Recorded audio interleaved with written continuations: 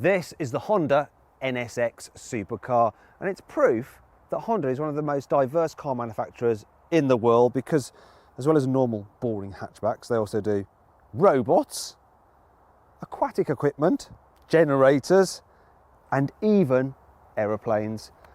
Now this NSX is almost as expensive as an aeroplane, so it starts from £145,000.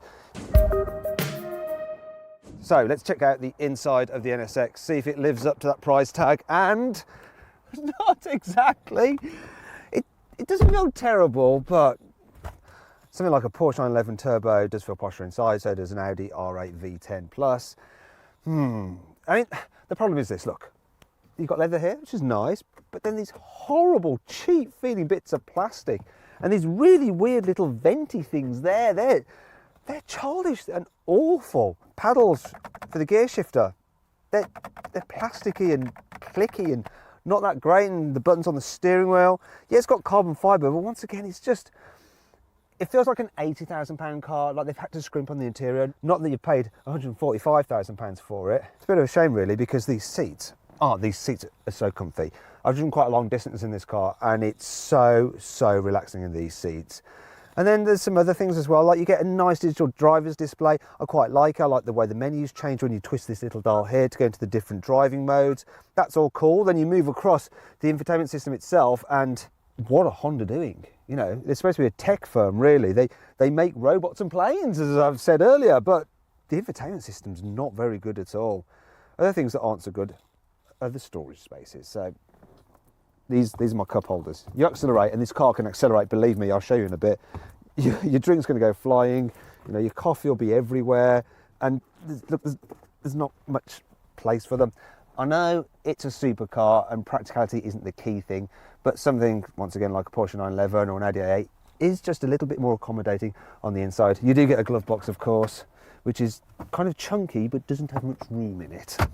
Oh, look, there's a space under here, and you've got your USB port there, which is, as you can see, very handy and easy to get to. And for some reason, you have an HDMI input. If you need a 12-volt socket, there is one somewhere. I think it's down here. Down here? It's down there. Yeah, it's just down there. And then there's this thing here. Now, please comment in the box below to let me know what the heck this is for, because I have absolutely no idea. Now, let's check out some more of the practicality. So then, the boot. Just open it. Now, all supercar owners really want is to be able to fit their golf clubs in the boot of their car. And with a bit of jiggery-pokery and manoeuvring, you can do that with your Honda NSX. But if you want to carry a bit more than that, it can get a bit problematic. You see, the boot has like this big hump in it, and that's because the exhaust system goes underneath there. And because of that, and the fact that there's very little insulation, it does mean that it can get very warm in this area. So if you wanted to carry your shopping and you had some ice cream, it would all melt. In fact, you could probably cook your eggs on your way home from the shops just by driving quickly. Also, if you want to go on a holiday and you want to take a suitcase, would you be able to do it? Well, I think I'll be able to demonstrate that quite easily. No, not ideal unless you wanted some extra downforce, which having the boot like that will give you. So there you go.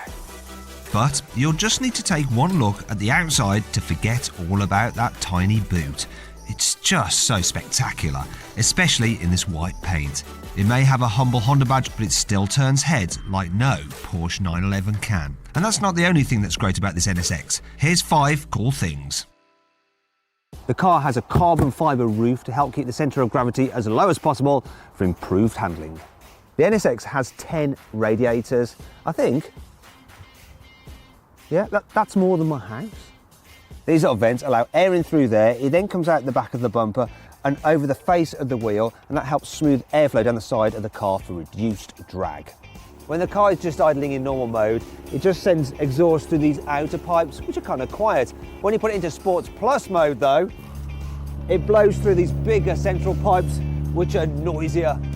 If you put this car into quiet mode, it will turn off the engine and drive along on electric power alone, a bit like a Toyota Prius, only way more fun. However, this car isn't all perfect. Here's 5 annoying things about it. As if the infotainment system wasn't annoying enough, The position of the climate control button means that if you try and rest your hand there while you're driving to press the screen, which you quite often have to do, you end up pressing the climate control and then that comes on the screen rather than the thing you intended to press. But the rear glass screen has demisting elements in it. The inner screen doesn't, so you have to wait until the engines are nice and warm on a frosty morning to clear that as well, which is annoying. The little NSX stickers on the side of the car just look like they've been stuck on by a child and they're already deteriorated. They just look cheap and naff. Why even bother with them? These door mirrors stick out quite a way, so when you park up you need to fold them away, but you can't do it electrically, you have to do it manually. And look at this, when you move them, the whole section wobbles. Just so cheap on such an expensive car. You'd hope that a low-slung, hard-to-park car such as an NSX will come with parking sensors as standard, but it doesn't. They're an £1,800 option. This Honda NSX is a hybrid supercar, so you've got 2 electric motors up front, one at the back, mated to the 3.5 litre twin-turbo V6, and combined you have 581 horsepower.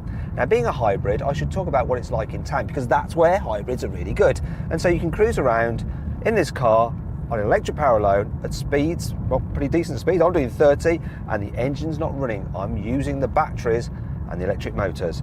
But if I put my foot down a bit, the engine then kicks in and it's seamless. The way it goes between electric and the engine cutting in is just very, very smooth. And it may seem ridiculous to talk about a car like this in town, but most supercar owners will end up having to drive in town at some point. And this car is brilliant in town because visibility is actually really good. So the windscreen is very deep, the dash is low, so you get a good view forward. The door sills aren't too high, so you get a good view sideways. You've got massive wing mirrors, and the view at the back's all right as well. Another thing that makes it good in town is the suspension. So in normal mode, it's really soft. It's great over bumps. It's insane how easy this car is to live with every day. And then you flick this switch, put it into Sport Plus mode, floor it, and and that happens. All hell breaks loose. This is a proper supercar. It's insanely fast. Those electric motors mean that you have instant power the moment you put your foot down. There's no turbo lag, you just go. It is completely bonkers, the acceleration in this car, and it's there whenever you want it. Now if I turn this dial one more time and hold it, I will put the car into track mode. And that means I should be able to launch it. So all you have to do is pull up. There we go.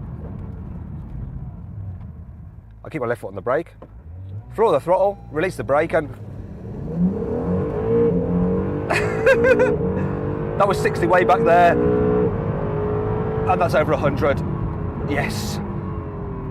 You know, I've actually timed this car and I've done 0 to 60 in under 3 seconds, and it'll do it again and again and again and again whenever you want to. It's crazy.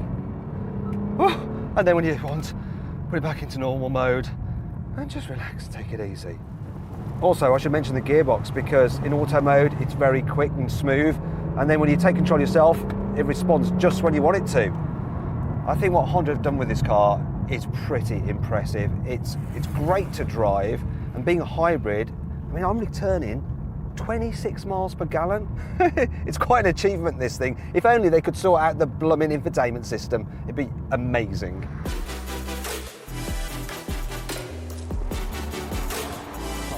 So then, my verdict on the Honda NSX. Should you avoid it? Should you consider it? Should you shortlist it? Or should you just go right ahead and buy it? Well, I reckon you should shortlist the Honda NSX. It's a brilliant car. It's just, would you spend £145,000 on a Honda?